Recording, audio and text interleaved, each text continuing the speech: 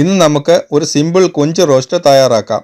അതിനായി ഒരു ചട്ടിയിൽ 20 കൊച്ചുള്ളി ചതച്ചത്, 6 അല്ലി വെളുത്തുള്ളിയും ഒരു ചെറിയ കഷ്ണം ഇഞ്ചിയും ചതച്ചത്, 2 സ്പൂൺ മുളക് പൊടി,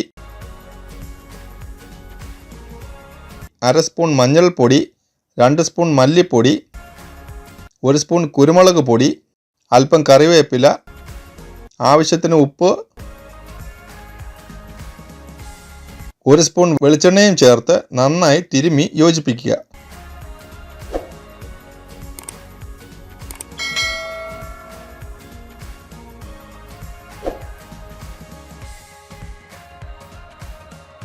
ഉപ്പ് കുറവായി തോന്നിയതുകൊണ്ട് അല്പം ഉപ്പ് കൂടി ചേർത്ത് യോജിപ്പിച്ചതിന് ശേഷം ക്ലീൻ ചെയ്ത് വെച്ചിരിക്കുന്ന കൊഞ്ച് ചേർക്കുക.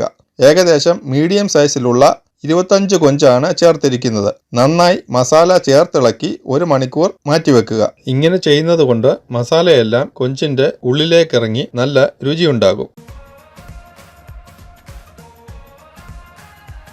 ഒരു പാൻ വെച്ച് പാൻ ചൂടായി കഴിയുമ്പോൾ ഒരു വലിയ സ്പൂൺ വെളിച്ചെണ്ണ ഒഴിച്ച് എണ്ണ ചൂടായി കഴിയുമ്പോൾ മാരിനേറ്റ് ചെയ്ത് വെച്ചിരിക്കുന്ന കൊഞ്ചിട്ട് ഫ്രൈ ചെയ്ത് എടുക്കുക.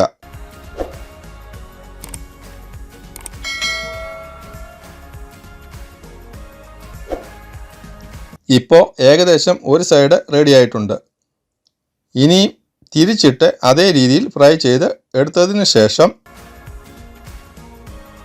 ഒരു തവി തേങ്ങാപ്പീര വറുത്ത കൊഞ്ചിലേക്കിട്ട് മൂപ്പിച്ചെടുക്കുക.